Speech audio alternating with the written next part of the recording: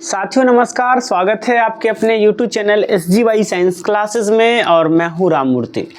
साथियों, जैसा कि आपको पता होगा कि हम लोग मॉडर्न हिस्ट्री का एक श्रृंखला लेके चल रहे हैं, जिसमें जो टॉपिक चल रहा था उसका नाम था कथन, नारा एवं उपलब्धियाँ, और ये टॉपिक नंबर 34 था। और इसमें आज हम लोग लेक्चर नंबर 4 पर विचार विमर्श करेंगे, लेक्चर नंबर 4 को डिस्कशन करेंगे। इससे पहले 3 लेक्चर हम अपने YouTube channel SGY science classes पर डाल चुके हैं। यदि आप उसे नहीं देखे हैं तो उसे जाकर के आप देख सकते हैं, और यदि आपको वो वीडियो अच्छा लगे तो उसे लाइक तथा हमारे चैनल को सब्सक्राइब करके संभव हो तो दोस्तों को भी शेयर कर सकते हैं। चलिए शुरू करते हैं आज के इस पाठशाला को, और ये रहा आज का पहला प्रश्न।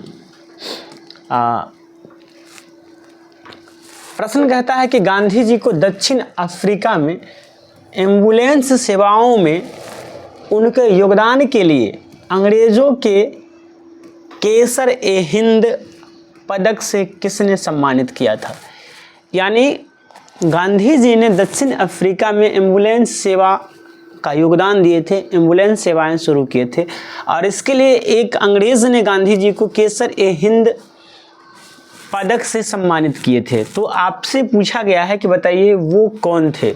क्या वो लॉर्ड डलहौजी थे, क्या वो लॉर्ड कैनिंग थे, क्या वो लॉर्ड हार्डिंग थे, या लॉर्ड कर्जन थे।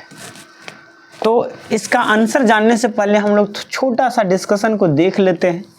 तो यहाँ पर आप जब देखेंगे तो यहाँ पर लिखा गया है कि महात्मा गांधी को दक्षिण अफ्रीका में एम्बुलेंस सेवाओं में उनके योगदान के लिए केसर-ए-हिंद पदक से लॉर्ड हार्डिंग ने सम्मानित किया था। साथियों, आपको बता दें कि लॉर्ड हार्डिंग के काल में ही, लॉर्ड हार्डिंग के शासन काल में ही दिल्ली दरबार लगा था। दिल्ली दरबार लगा था, आपको पता होगा 1911 में। कब? 1911 में।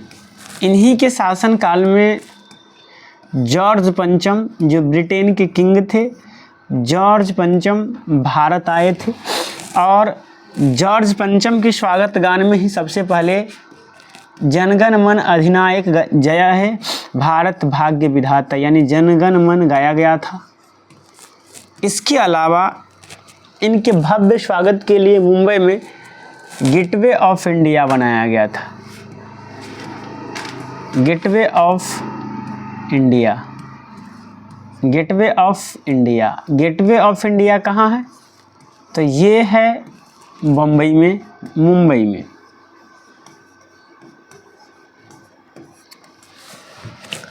इसी दिल्ली दरबार में ही भारत की राजधानी कोलकाता से दिल्ली स्थानांतरित किया गया था।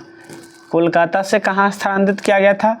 दिल्ली स्थानांतरित किया गया था ना। तो इतने सारी बात इनके शासनकाल में हुआ था, लॉर्ड हार्डिंग के शासनकाल में। तो इस प्रकार से जो अपना सही आंसर हो जाता है वो हो जाता है सी, यानी लॉर्ड हार्डिंग। कौन हो जाता है? Lord Hardinge. C is the right answer हो जाता है। चलिए अब हम लोग अगले प्रश्न की ओर चलते हैं, और अगला प्रश्न ये रहा आपके स्क्रीन बोर्ड पर। अगला प्रश्न कहता है कि गांधी जी को ब्रिटिश ने कौन सी उपाधि प्रदान की जो उनके द्वारा त्याग दी गई थी। क्या वो राय बहादुर की उपाधि थी, राय साहिबा की उपाधि थी, हिंद केसरी की उपाधि थी, या केसर-ए-हिंद की उपाधि थी।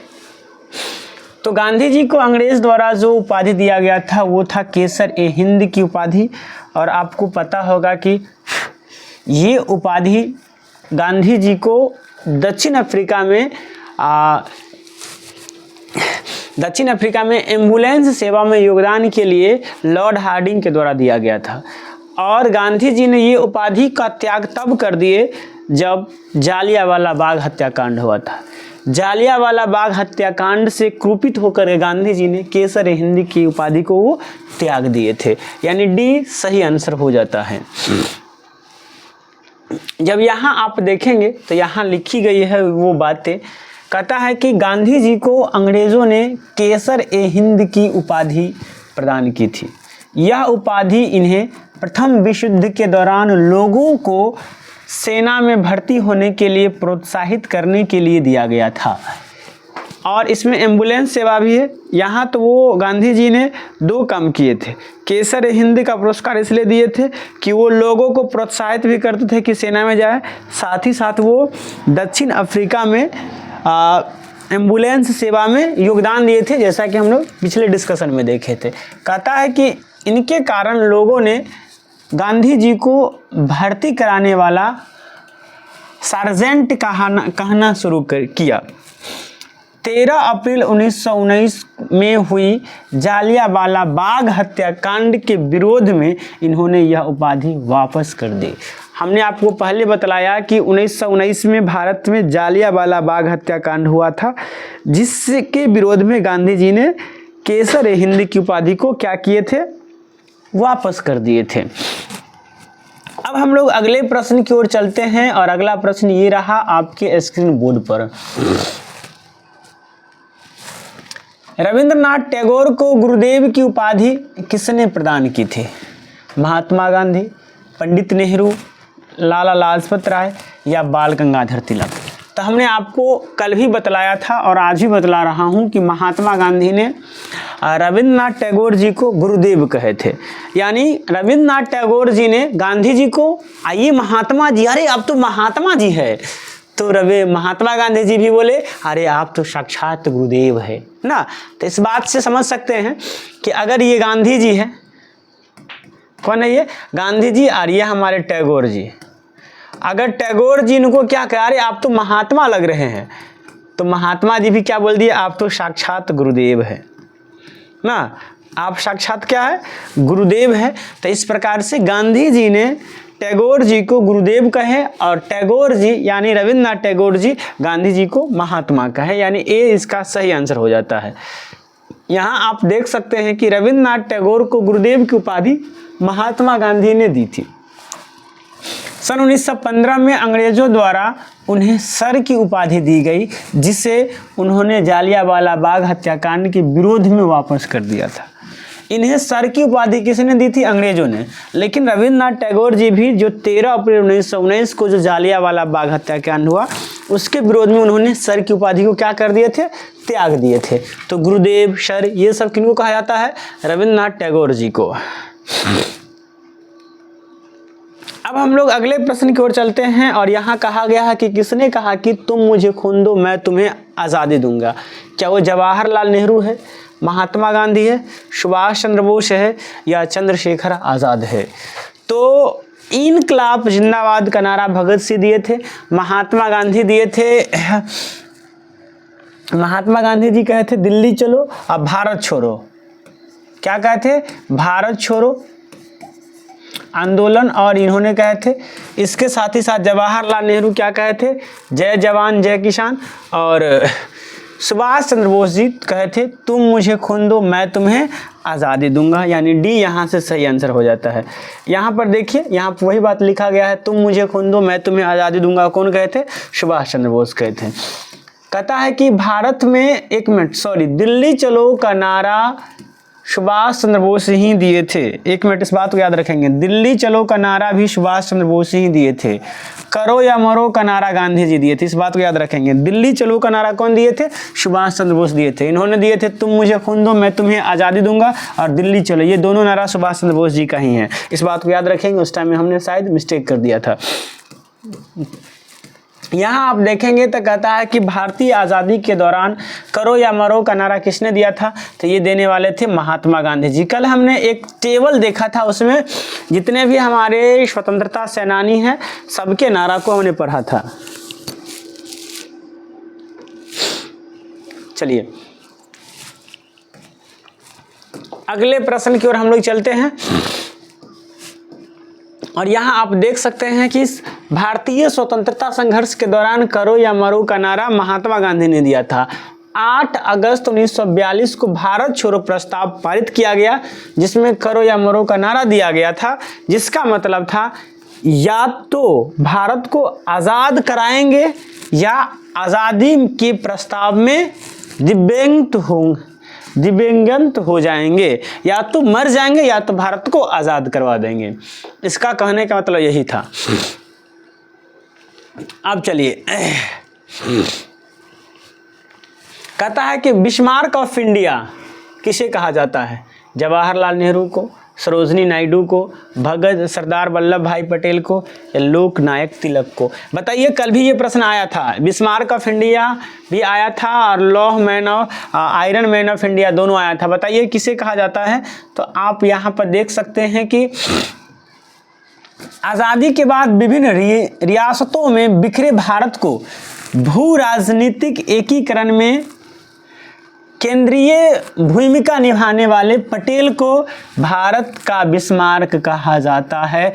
भारत का बिस्मार्क भी कहा जाता है और लौह man iron man of India भी कहा जाता है। कल भी मैंने आपको बताया था, पटेल जी को, वल्लभ भाई पटेल को लौह मैन ऑफ इंडिया या भारत का बिस्मार्क भी कहा जाता है, यानी बी सही आंसर है। कल भी इस बात को हमने बतलाया था और आज भी डिस्कशन में आ गया है। चलिए, ये भी प्रश्न आया था कल ये भी प्रश्न आया था कि ऐसे जियो जैसे कि यह आपका आखिरी दिन है, ऐसे सीखो कि आप हमेशा जीवित रहेंगे। यह शब्द किसके द्वारा कहा गया? गांधी जी के द्वारा, पंडित जवाहरलाल नेहरू के द्वारा, APJ अब्दुल कलाम के द्वारा, या चाणक्य के द्वारा? बताइए, ये कथन किसके? गांधी जी की तो नहीं हो सकती। ये कथन किसके? एक हेडिंग तो हमने दे दिया, लेकिन वही बात है, गांधी जी की ही है ना। देखिए, ऐसे जियो कि यह आपका आखिरी दिन है, ऐसे सीखो कि आप हमेशा जीवित रहोगे, यह शब्द गांधी जी के ना, याद रखिएगा। सूरज की तरह जलना, सूरज की तरह चमकना चाहते हो तो सूरज की तरह तपना सीखो, ये APJ अब्दुल कलाम जी ने कहा था। दिल्ली चलो का नारा 1942 में सुभाष चंद्र बोस ने दिया था। यानी ये जो कथन है ये महात्मा गांधी जी के हैं। ये कथन किनके हैं? महात्मा गांधी जी के हैं कि ऐसे जियो कि यह आपका आखिरी दिन है और ऐसे सीखो कि आप हमेशा जीवित रहेंगे। ये बात गांधी जी कहे थे। चलिए, बताइए, ये कथन किनकी है? हम वह है जिसे हमारे विचारों में बनाया है, हम वह है जिसे हमारे विचारों ने बनाया है, इसलिए आप जो सोचते हैं उस पर ध्यान दें। यह गौण शब्द गौण है, विचार रहते हैं वे दूर तक जाते हैं। ऐसा किसने कहा था? महात्मा गांधी, मदर टेरेसा, रविंद्रनाथ टैगोर या स्वामी विवेकानंद? देखिए, इतने अच्छे अच्छे स्टेटमेंट है। कहता है कि हम वह है जिसे हमारे विचारों ने बनाया है, इसलिए आप जो सोचते हैं उस पर ध्यान दें। शब्द गौण है, विचार रहते हैं वे दूर तक जाते हैं। यह कथन किनकी है? बताइए। तो हम वह है जिसे हमारे विचारों ने बनाया है, इसलिए आप जो सोचते हैं उस पर ध्यान दें। शब्द गौण है, विचार रहते हैं वे दूर तक जाते हैं। ये कथन स्वामी विवेकानंद जी के हैं। किनके हैं? स्वामी विवेकानंद जी के हैं। यानी यहाँ से जो सही आंसर हो जाएगा वो सी हो जाएगा, स्वामी विवेकानंद। अगले प्रश्न की ओर चलिए, और अगला प्रश्न ये रहा आपके स्क्रीन बोर्ड पर। कहता है कि सहिष्णुता के अभ्यास में आपका दुश्मन ही आपका सबसे अच्छा शिक्षक होता है। यह शब्द किसने कहा था? गौतम बुद्ध, महात्मा गांधी, बराक ओबामा या दलाई लामा? ये कथन किनकी है? बताइए। मतलब सहिष्णुता के अभ्यास में आपका दुश्मन ही उसका सबसे अच्छा शिक्षक होता है। एक बार फिर से, सहिष्णुता के अभ्यास में उसका दुश्मन ही उसका सबसे अच्छा शिक्षक होता है। ये कथन किसने कहा था? तो देखिए, यहाँ पर लिखा गया है कि सहिष्णुता के अभ्यास में उसका दुश्मन ही उसका सबसे अच्छा शिक्षक है। यह कथन दलाई लामा के किसके है? दलाई लामा के हैं। यानी यहाँ से जो सही आंसर हो जाएंगे वो डी हो जाएंगे। देखिए, ऐसे ऐसे कथन, ऐसे ऐसे स्टेटमेंट्स आते हैं जिसे आप कभी शायद देखे होंगे, लेकिन हम इसे कवर करते हैं। तो साथियों, thank you for watching this video. इस वीडियो के देखने के लिए आपको बहुत बहुत धन्यवाद। आपको कैसा लगा हमारा वीडियो कमेंट करके बतलाइएगा। अगर अच्छा लगा है तो लाइक कीजिए, साथ ही साथ यदि आप हमारे चैनल पर नए हैं तो इसे सब्सक्राइब करके बेल आइकन को दबा दीजिए। चलिए मिलते हैं नेक्स्ट वीडियो में। आज के लिए इतना ही। जय हिंद, जय भारत।